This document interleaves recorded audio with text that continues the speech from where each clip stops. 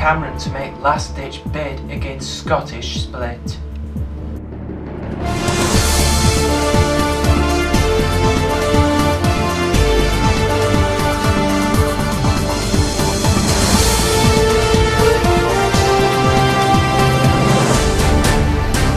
This is the GAP News, with Gary Pendlebury.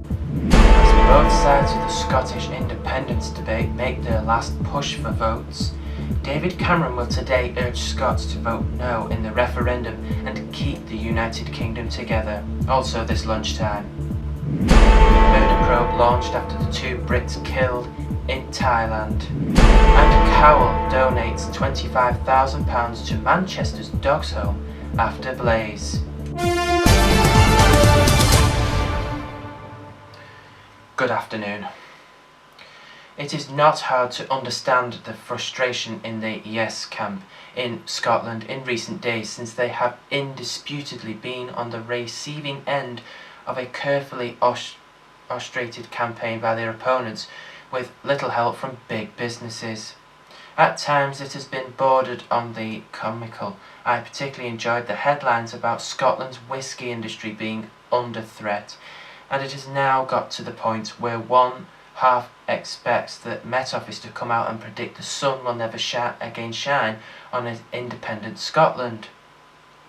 Some of the claims are credible, others less so. It does seem likely that sections of the financial services industry will head south to remain under the Bank of England's jurisdiction, but I am much less certain that Scots really face higher prices for anything and everything.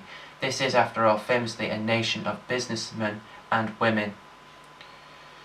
If the English supermarkets put up their prices, would you bet against a competitor starting up or coming in to undercut them?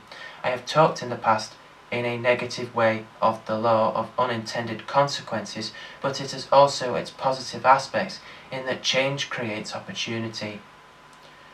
Big companies can get lazy and arrogant. Having a few less of them in your life might be rather refreshing.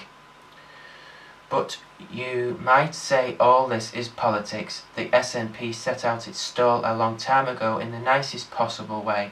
Its economic policy has a few holes in it. It is the media's job to probe these holes and test the case so that the public has the clearest possible view of what is actually voting for and what the consequences might be.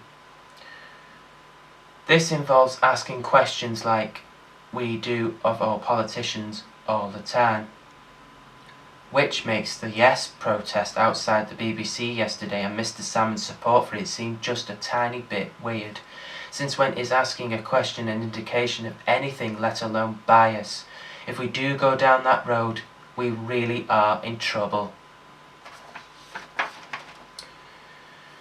A murder investigation is underway after the bodies of 2 British partygoers were found on a beach at an island resort in Thailand. The pair were thought to have attended a beach party on Koh Tao, an area which is popular with tourists and scuba divers. The victims were a 23-year-old woman from Great Yarmouth, Norfolk, and a 24-year-old man from Jersey in the Channel Islands, according to Thai authorities. And finally, this lunchtime, Simon Cowell has pledged £25,000 to Manchester's Dogs Home after it was devastated by fire.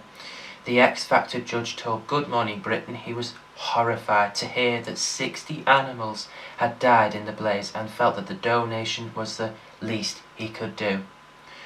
More than £1.3 million has been donated to the home since the fire last Thursday. A 15-year-old boy, which was arrested on suspicion of starting the fire, has now been released on bail. And that is it this lunchtime. I'll be here again for the news at 6:30. The News Where You Are follows the national weather forecast, but from everyone here on this lunchtime, team, goodbye.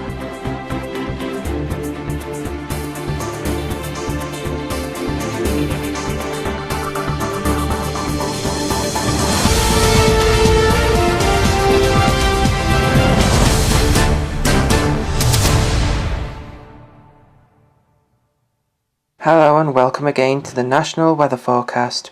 On Tuesday, mist and low cloud will gradually break up with warm, sunny spells developing, staying dry for many, but some isolated showers too. Heavier rain possible across the Northern Isles. The outlook for Wednesday to Friday, many areas fine and becoming warm or very warm in the south, however generally cloudier with some rain in the northeast. Risk of scattered heavy thunderstorms in the south. Goodbye for now.